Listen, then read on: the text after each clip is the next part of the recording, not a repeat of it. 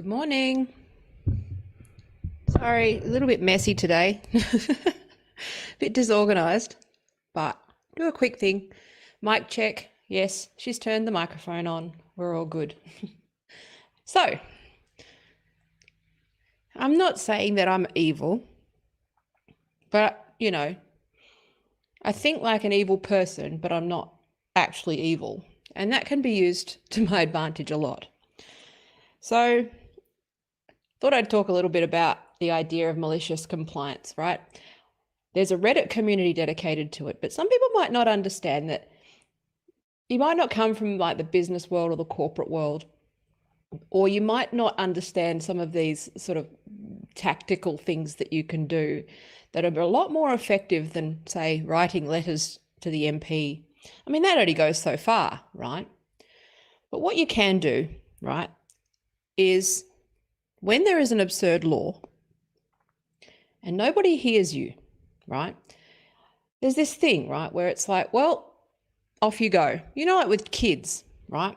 I've used this story before when my 2.5-year-old son had a tantrum because we wouldn't let him drive, right? He wouldn't drive the car. So my ex-husband said, well, off you go then. And what he did was he got in the car, realized he couldn't drive, and went, oh, okay, right? But if we said no to him, if we said, no, you can't, he'd pitch a fit. And that's what I'm thinking about with this, that thing. We're dealing with toddlers, so let's think about toddler psychology, right? Toddler psychology. Rather than tell people things, right? People don't listen to parents. It's like the same thing. If you parent teenagers, right, you know that you just can't tell them. You can't say that's going to end badly for you. That's going to end badly for you. That's a bad idea. You shouldn't do that. Usually what they will do is say, fuck you, pitch a fit, and then learn for themselves, right? That's a lot of how, children learn through experience, which is why I am opposed to helicopter parenting and all this stuff, because that's how I think we got here in the first place, right? Which is that you build resilience through lessons and through experience, not necessarily by being told, right? And that's the thing. Sometimes you just have to be shown. And so maybe what we need to do with a generation of children who have no fucking clue, no experience of the world, right? They don't understand the history of legal protections. They don't understand how policy works. They don't understand why the laws exist in the first place to protect women from male violence. Why thinking through law rather than and going through the process and the policy cycle, clearly identifying the problem, consulting with stakeholders, gathering information, data-driven stuff, right? Only making law and policy based on that and a clear, consultative and fair process, right? They're not doing any of that. There's no consultation. It's just all feeling, right? All emotion, and they can't be told. So what I'm actually thinking is that how you would deal with this situation is this concept called malicious compliance. I don't have a script here. I'm just making stuff up. But if you don't know what malicious compliance is, let's just quickly define that, shall we? Oh, shit, I'm blurry. Hang on, one sec. Let's get my face sharp again. Hello. Come on, fuckhead. Fuck, face. You stupid fucking camera. Okay, hang on. I hate this fucking thing. Hang on. There we go. I did a manual focus. Stupid fucking thing. I need an SLR. I need fucking... Ugh. Anyway. Okay. So, screen share. Malicious compliance. Oops, wrong thing. Malicious compliance, right? Malicious compliance is the practice of following directions or orders in a literal way, observing them without variance, despite knowing that the outcome will not be what the manager or boss initially desired. Okay, now there's a whole subreddit dedicated to this, which is one of my favorite things to read, which is that basically if there's a stupid rule, right, and you know that it can be interpreted in multiple different ways and that there are loopholes. What you do is you obey that rule, right? I don't like the fact that it's called malicious compliance, because it's actually ultimately, if you use it for activism or campaign, the problem is that I can't advocate for using malicious compliance because it's buried in the word that it's malicious. It's not. It can be a form of non-violent protest, passive resistance. It's a very effective thing, which is when you run out of energy, when you're done arguing, when you're dealing with a toddler and the toddler wants to drive, what you do is you say, cool, I'm a law-abiding citizen. I'm going to obey that law, right? One thing I also found out is that if you identify as non-binary, or if you are non-binary or agender, according to the College of Psychiatrists, right? This is mandated stuff and legal. If you've got self-ID in your state or country, this is a lot easier because you can just turn up and write a note that says, but, right? Let's walk through some logic. It's quite funny, actually. TERFs actually are trans, right? Gender critical people are trans by definition of trans right now as it stands in law. So, and this is hypothetical, right? I don't believe in,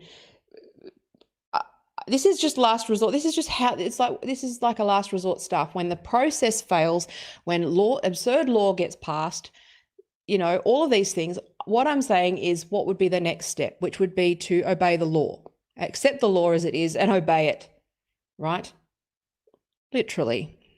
So, according to the College of Psychiatrists, okay, if you identify as agender, which means no gender, non-binary, gender fluid, right? It's presumptuous. It presumes that you believe in gender, right? But if you don't believe in gender, you are agender. You are non-binary by default, right? Those terms actually fall under the trans umbrella, legally speaking. Again, this is not again anything about transsexual people or those people. Like, this is about absurdity in law. It's always been about absurdity in law and how you defeat activism and how you get average people on board, right? Yeah. I'm going to think of this as the okay, off you go then tactic. Yes. Also, I think we should call it the I am Brian and this is my wife tactic. And I'll tell you why. Now, I need to be very careful about my words because obviously I do not want this to be perceived as a call to action or incitement or anything malicious or mocking, right? What I am saying is, it's unfortunate that it's called malicious compliance because it's actually just passive resistance, right? It's actually passive, it's actual literal passive compliance. It's a form of protest. But why not obey the law, right? Again, I was walking through the logic. So according to the College of Psychiatrists, according to every LGBTQI plus organization out there, okay, if you are non-binary, agender, gender fluid, or any gender non-conforming role, you fall under the trans umbrella. That's the definition, okay? This is not about transsexuals. Transsexuals have been kicked out, right? That's the problem. And I imagine that they probably find what I'm suggesting pretty piss funny too. The few that I've talked to think it's a funny idea. But technically, I don't have a gender. I'm non-binary, right? Technically. If I was to obey the law as it stands and I had to have a gender, okay, I'm non-binary, right? I'm pretty aggressive, I swear. I do very unladylike things like have opinions and I work in tech. I coded a website yesterday. I must be a boy. I'm just saying that as the law stands right now, again, check your local places and check those things, right? That gender criticals by definition are actually trans. Because we don't have a gender or we're gender non-conforming. That's how absurd this law is, Okay. Again, it's got nothing to do with like trans rights and everything to do with self-ID and this nonsense cult, right? That falls over its own logic. Okay. So I'm just saying, so malicious compliance, right? So, so what is malicious compliance? So applying a clear definition is difficult, of course. And that's why I don't like the word malicious, because I don't want anyone to come off this stream with the wrong idea that I am calling for people to make a mockery of the progress that you know, transsexual rights have made, right? Or LGB and little t rights, okay? It's the rest that we're questioning. So again, malicious is probably not the right word in this sense, but I'm just showing you the concept. I would say what you should do is obey the law, work within the law, and when toddlers are screaming, you say, all right then, let's do it your way, shall we? That's all I'm saying. So I think a lot of, you know, like this is like Doug Stanhope's bit about Occupy Wall Street, where he talks about how you don't fuck up a bank with a drum circle in a park. What you do is you fuck up the bank. You turn up, you apply for frivolous loans, you know, you do all of these things, right? And the thing about this ideology that's built in, that's fucking great, is that nobody is allowed to question it. So what you do is then you call whoever questions your motives a bigot. It's fucking great. It's the perfect system. Why don't we exploit this? You know, again, why? I'm asking the question. I'm not saying you should do it. It's just an idea, because I'm thinking about political tactics and campaigns and all that sort of stuff. This is not a call to action. This is just an idea in a hopeless situation where institutions are captured. This is the law. This is the rules. So if that's the law and that's the rules, then how about we just obey the law and obey the rules and comply? I think it'd last 3 months, right? If we were all willing to make a bit of a fool of ourselves for a little while and have some discomfort, right? And women start to identify into men's spaces because they can, right? And then when they don't, you sue. And then when, you know, all these things, right? You call people, you basically behave like, you know, an ethical, no threats, no toilets, no, you know, anything like that. I'm saying with clear ethical like boundaries, right? Someone suggested on Twitter that they would enjoy dressing up in drag and stuff. And I said, well, that's a bit, it's not about mocking. It's about changing nothing, doing nothing, and showing the problem with self-ID, okay?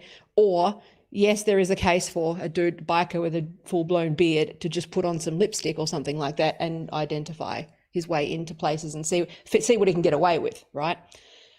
That could be an interesting campaign because it's also funny, right? Again, there's nothing, and you know, there's two outcomes there, which is that basically either they have to admit that the law is stupid and change it, or we get unconstitutionally arrested, right? We get arrested for obeying the law, right? And that's what I'm saying. So again, this is not legal advice. I would consult with legal people for this, but this is just something that I thought as a concept interesting. Anyway, so so the inclusion of malicious in this definition is very important, as the behavior is always meant in some way to damage, humiliate, or threaten the established power structure, regardless of what level that may be, right? So if you've ever tried to follow your boss's orders in a literal way, despite knowing that the outcome will not be what they initially desired. Oh, sorry, I'm reading the credits. Fucking dumbass, whatever. But anyway, you get the concept, right? It could range from embarrassing your direct supervisor who you have a personal problem with, all the way up to damaging the entire company's reputation, right? So it's a very useful tool, right? But you've got to be smart about it, right? And the thing is that I think we're at the end. I think it's one of those things where I think something like this, passive resistance, utilizing the system. You know, I mean, if again, this is hypothetical, but you know, if you had a number of people just show up taking the piss, right, paying their £25 in the UK, right, and a doctor's note, right, to change your gender. There's no threshold. So what you do is you just show that there's no threshold. So what you do is you obey the law. If you're in your company, right, and your company's gone full woke, what you do is you out-woke them. Okay, so you turn up and you maliciously comply, right? Especially when it comes to corporations, you take the piss, right? And if you've got relative job security, I'm not saying like implode your job, but the thing is that you're going to get, if you think differently, you're going to get fired anyway. So there's little ways of nudging this process, which is that you actually could just decide that you are non-binary and therefore trans, therefore untouchable, and therefore you can, you know, sue them and get away with whatever you want, right? It could backfire, but it also helps to make a very good point to those who won't listen to those who are arguing at point of law, right? So this is where I come in. This is how I think. That's why I wanted to go to law school, but I would probably have ended up being a fucking Saul Goodman lawyer because I'm dodgy. I think like a psychopath, but I'm not one, right? It's one of those. It's like, if only I didn't have a conscience, I'd be a billionaire. But I'm just saying, right? I think this is a really, I think it's necessary to just be creative, but also lighthearted and funny, right? Because it is an inherently ridiculous movement. So that's my point. So imagine you're a bouncer at a bar and your manager called you out because someone brought a small bottle of alcohol into the venue. After yelling at you for 20 minutes, he said it was your responsibility to thoroughly check the guest bags and that you would be fired for not complying. As an example of malicious compliance by the bouncer, an example of them by the bouncer could be meticulously checking every single bag, requiring bar patrons to empty their purses, slowing down the entry process to the bar, angering the customers and causing some of them to leave rather than stand in a sluggish line, right? So again, it's you know, it's not what we meant thing, right? And that's the thing, right? Which is that Jessica Yaniv is definitely taking advantage of a law, right? An absurd law, and that is actually a definition. Absurd is not judgment, that's legal definition. There's an absurdity in the law, right? That's a legal term. We've tried to point out the absurdity in the law. We've tried to point out the risks in the law. We have been shouted down, we've been threatened, we have been, you know, all of these things. So what you need to do is show the absurdity. That's like a last resort thing, because none of this has been consulted, right? It's all been snuck through. Right? No, I don't think there's been many people who've gone to an election with this shit and won, right? Trudeau's probably the exception, right? But that's fucking Canada, man. Jesus Christ. But I'm just saying, generally speaking, most people don't, you know, could you imagine if you just turned up and just was like, well, I've just been saying that. And it's also great online as well, because when these little woke fucks, the green-haired fucks start arguing with you and calling you names, you can just say that you're trans. See what happens. It's fun. If everyone's allowed to do it and there are no safeguards and no boundaries and we're just going to let everybody fucking go for it, then why don't you just go for it then? Let the market decide, people. Use your democratic rights, because there's only two outcomes. Like I said before, there's only two outcomes, which is you either get arrested for obeying the law or they have to admit that the law is stupid and ridiculous and change it, right? That's the only real, you know, and again, you might need to be willing. The thing is that don't do something like this lightly. What you would need to do is be prepared to spend some time in lockup, because police can arrest you on anything. It might hurt for a couple of years, but we need test cases. We need these things. That's how you implode these things, is that you need to stand up. Now, one thing that I did yesterday was that when I complained about, because I talked about the vulva owners video the other day, and I wrote a complaint letter, and everyone who complained about women being called vulva owners got a form letter that was just the most insulting, smug, arrogant reply ever. And they said, basically they said, right, that you can see it on my Twitter, but that they believe that their target market is 25 to 40-year-olds. It was basically like, okay, Karen, the whole thing. I'm 41, right? I'm not old or anything. 25 to 40, and that demographic wants inclusive language. And I was just like, all right, then, do you know what I'm going to do? I wrote an FOI request, because it's our public broadcaster, so I have the right to write for freedom of information and access. And I said, I want to see the data. I want to see the study. I want to see the research, because as far as I can see, vulva owners, actually referring to women as vulva owners, is not in the style guide. I believe it breaches the editorial standards. And I think that it's in the public interest if our public broadcaster has an intention to change language that alienates 50% of the population. And so I used the right words, like public, it's got to be in the public interest, right? And I also requested the data and the surveys. I reckon that they haven't got any data, or the surveys they've done are online surveys that basically measure sentiment around the buzzword inclusion. And that's what they do, is they gaslight people, right? They say, well, you said you wanted inclusion, so here you go. Yeah, like with Scientology, like, well, you just wanted to you said you wanted self-improvement, you wanted to get off drugs. Here you go. No, that's not how this works, mate. So that's what I'm going to see. I've done an FOI request. Hopefully they don't charge me too much money. I may need to crowdfund it if they try that fuckery, because one of the things that FOI requests can do is they have the right to charge you, and then what they will do is like hike the price up. So what they'll do is drown you in paperwork, so that like their photocopying fees and those things are so high that you can't pay it. I'm not going to fall for that. So I'm going to need to crowdfund that, because I want to see if the Australian Broadcasting Corporation has data that's different to mine, first of all, that is likely to become the policy of the government. And also remember that in Australia we've got a conservative government who is hostile to the ABC, right? So the next step is, if they don't comply, I'm going to the communications minister with a formal complaint.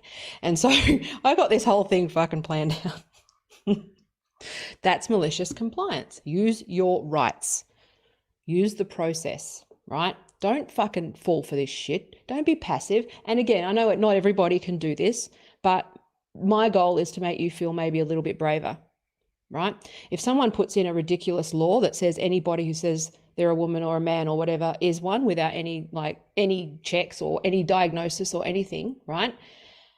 Then you go, all right, then awesome. How can I milk this and take the piss out of this for all it's worth to show that you need a better policy? Right. So anyway, that's sort of what I wanted to say about malicious compliance. I think it's an interesting approach, but use your rights, right? So Bloody Skies posted, right? So I am Brian. So again, I'm not saying that we storm anywhere. I'm not saying we fuck up anything. I'm not saying that people should go and identify as, don't be dickheads, right? I'm saying you need to show the absurdity in the law in ways that just persuade people, not in ways that, get you fucking branded as alt-right, all of those sorts. Don't be a fuckwit, okay? I'm saying just a little stunt, like the J.K. Rowling billboard, right? That stunt.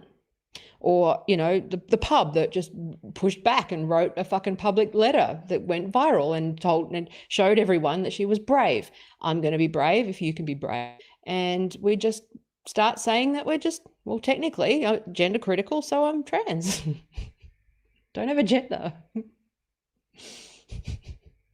Just saying, it's use their own shit. And then if they say that you're not really trans, say, well, are you doing fucking genital inspections?